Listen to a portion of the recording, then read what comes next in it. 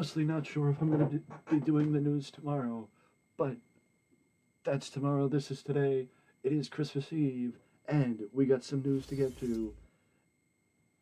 Starting with the winners of the $300,000 Casino Royale Trios Battle Royal. Which, if AEW wants to do more battle royals like that, please do, because that was one of the best battle royals I have seen in recent memory. Also, I applaud AEW for basically stepping up and giving an unproven tandem like Darius, Dante, and AR Fox an easy victory against against well, the more established tag teams. But either way, AR Fox, Darius, and Dante were the ones that got the victory in the Trios Battle Royal on Rampage last night. And like I said, I would say both the chemistry that they had with Claudio Castagnoli in the ring and the ending of the Battle Royal and just the Battle Royal altogether, teasing a lot for 2023 in AEW, but also opening up a lot of possibilities for future stars and showing potential for AEW's Trios division in 2023. But that again, as they said in the end, Darius, Dante, and AR Fox are going home with a lot more money than they came in with. Speaking of champions and 2023, the backstage reaction to Jamie Hayter as AEW World Women's Champion has been nothing but positive since Jamie defeated Toni Storm at Full Gear back a few months ago. Or, I don't think it was a few months. It was last month, wasn't it? Yeah, it was last month.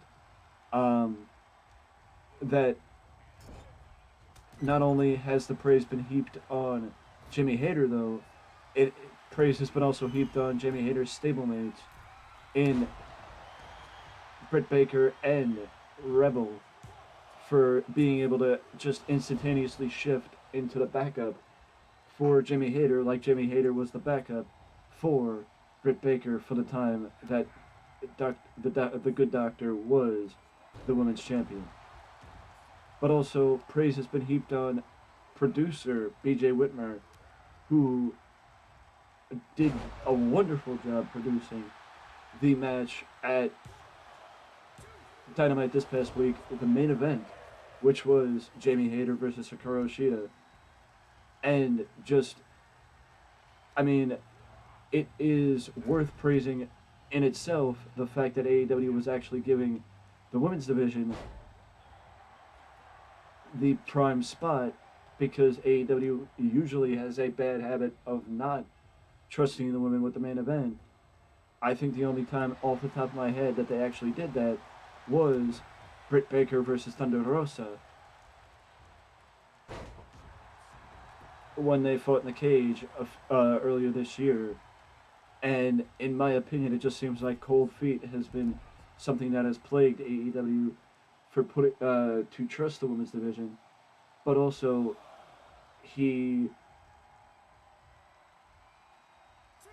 that's the other thing that BJ did.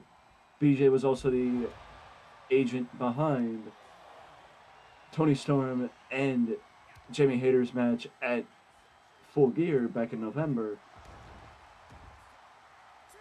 BJ is one of the many students of Les Thatcher from his developmental territory, or his training territory, that also gave us Chris Hero and Nigel McGuinness. BJ's been out of the ring for the last couple of years and has perfected his craft, in my opinion, as an agent behind the scenes, as he has been with AEW for pretty much the entirety of AEW's run as a company, starting in 2019.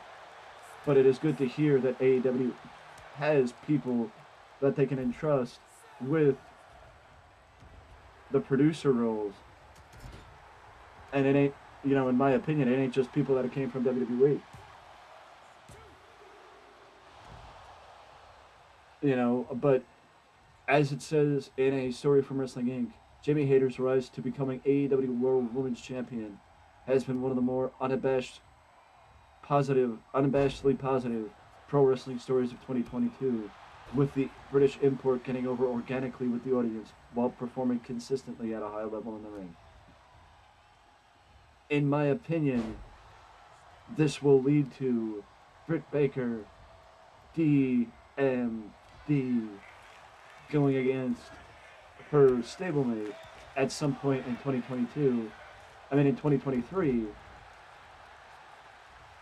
with the turn coming, I think, with Britt Baker going heel, staying heel, I should say, and Jamie Hayter making the move officially to the babyface side.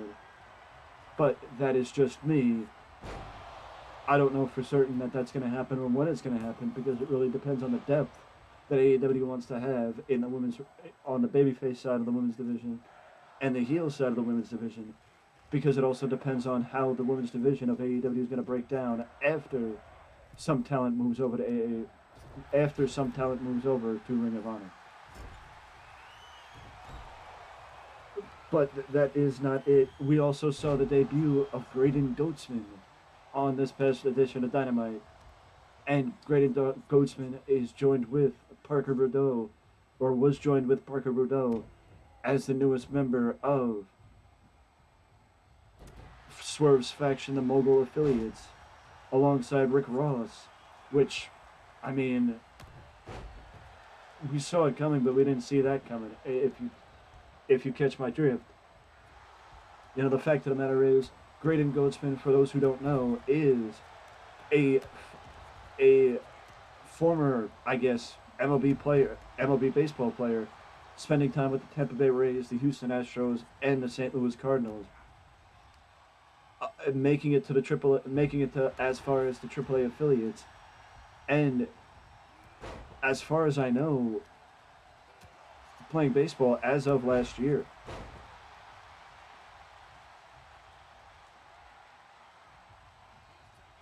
Playing baseball as of last year. But Goetzman has spent time training under Jay Lethal in Jay Lethal School, and also spent some time training with Matt Sydal. If you can't tell, I love doing that move.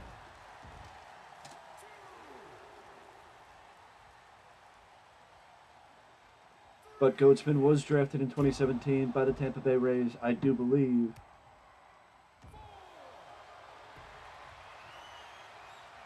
Or, let's...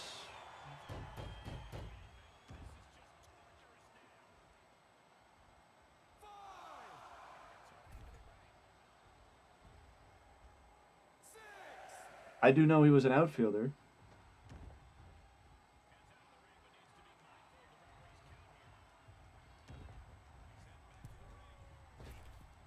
Yeah, sorry, it wasn't 2017, it was 2011.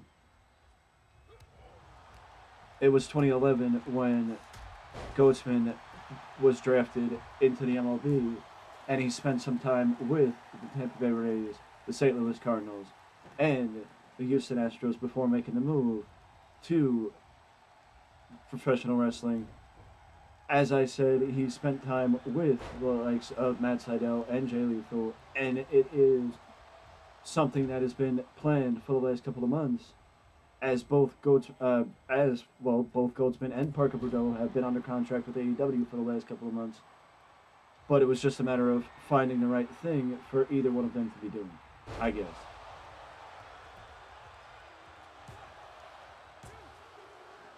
Speaking of finding the right thing to be doing, Jimmy Jacobs sat down with Conrad Thompson on an ad-free show, and Jimmy Jacobs disclosed what it was like working with Vince McMahon during his time as a writer a few years ago. And Jimmy heaped praise on Vince as being a legend in the business, but also said how difficult it was working for Vince, because you had to talk to Vince a certain way. You had to act a certain way around Vince. You had to, be a certain way around Vince. It wasn't just, it wasn't just you could be like Vince wasn't just one of the boys. From the way he made it seem, Triple H was one of the boys. But as he said, Vince was a legend. That basically from how he made it seem, it was easier to pitch things to Triple H, but not to Vince. That you had to do things a certain way with Vince. Navigating Vince was the hardest part for me, said Jimmy Jacobs on Insiders with Conrad Thompson. There's a certain way you have to talk to Vince, or what you say doesn't matter. There's a certain way you have to look for Vince to take you seriously, and there is a certain way, and so it's all those things,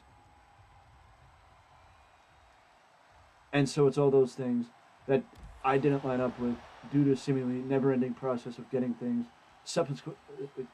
and subsequent changes approved. Jacobs was in fact stunned by how well Vince's production team was able to keep up with all the consistent, constant changes that Vince would endure for the company, and he applauded the production staff for being very good at their job.